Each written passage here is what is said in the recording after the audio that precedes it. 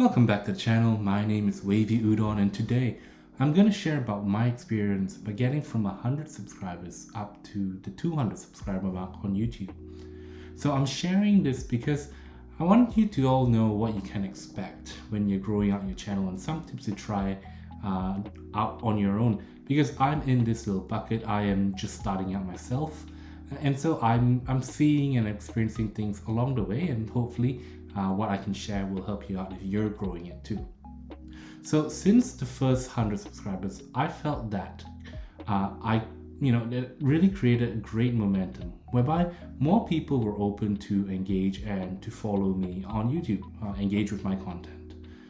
As more users checked and joined and more content was being pushed out, there has definitely been a lot more interaction on the videos that I created, more comments, more likes, no dislikes yet, which, I'm waiting for that first dislike, which has been amazing, right? Knowing that people enjoy the content and I can engage with all of you through the comment section. So this segues into my first tip, which is you really got to engage with your YouTube community. Your YouTube community is unique to you. You've built that one out. Now, this might be an obvious one, but it's so crucial. Although you might not think of YouTube like a social network per se, the platform represents a thriving community where users are engaged via likes and via comments with you who are making the content.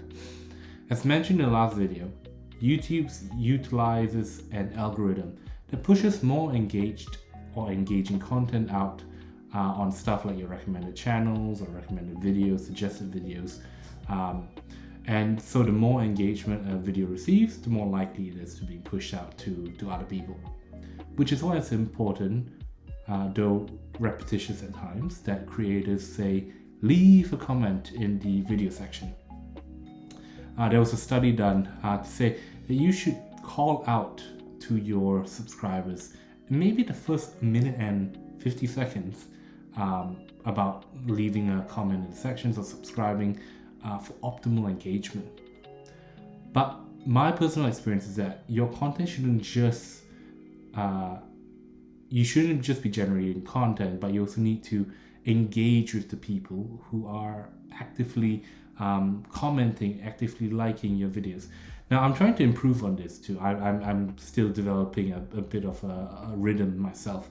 But after a person engages with the comment section, you should reply within about the first 12 hours to continue that conversation.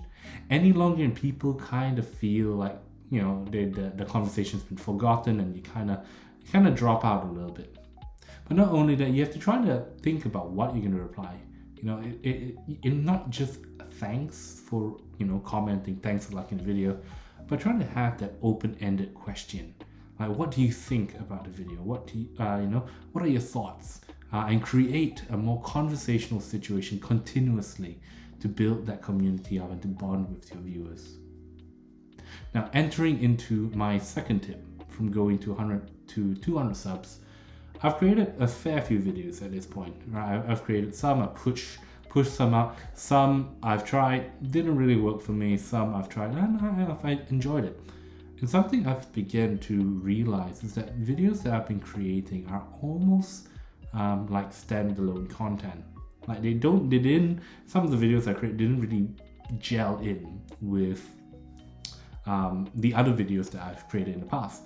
And I've been experimenting with what works for me and what people engage with, and we need to do that, right? We need to refine, and as we're growing the channel, we're finding our niche quite a fair bit. But I've come to a point where I realized the main YouTubers that I personally follow has a very specific theme to them, or they are like a series.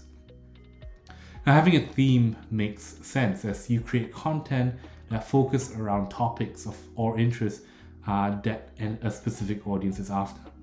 How broad or how niche is your target audience? That's something that you have to find out. You can try to go after everyone with a broad theme, something like comedy or something like general knowledge. Or like me, I have a specific interest like trading cards. There's a community of users that are similar-minded, similar interests, but very, very specific.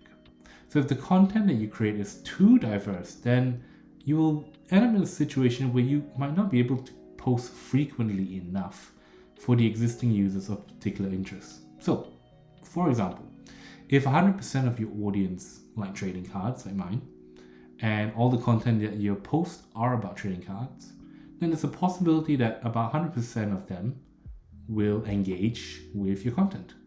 But if only 10% of your audience like trading cards and you post a trading card video, then only 10% of your audience might engage with that content. So, how are you maximizing your efforts in creating content and the audience that you're trying to reach to? You might have a group that might be really engaged with your content, but the rest, like a 90% or 50%, might not be interested. So you kind of lose those individuals who are interested, and therefore, you might not be maximizing the amount of effort that you put out. So as you refine your channel, think about refining your theme. And in line with theme is a series with some channels that I like to watch. So for example, I like trading cards, right? So Samurai X1 is a Yu-Gi-Oh channel. And they have this series called Yu-Gi-Oh! Duel Nights, where every week or every other week they post a specific video on their channel. And it's really cool. I come back to it every other week. It's like a TV series. I know that I like that content, and I know it's in a format that I expect and I enjoy. So it's something that you can expect, and your viewers are enticed to come back and return for it. A series is a win-win situation for creators and viewers.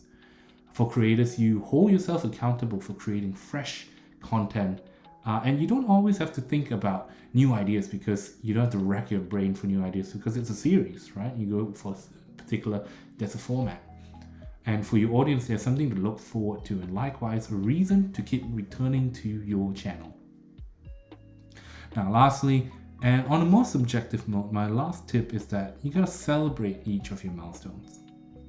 For the first 100 subs, you get the privilege of customizing a URL. That's what YouTube gives you. And I find that was a great reward. You start to brand yourself a little bit more versus all the other URLs at the end. And so it's a fantastic driver to get that first 100 subs. However, between the 100 to 1,000 subscriber mark, there aren't any significant goals or rewards that YouTube particularly gives you.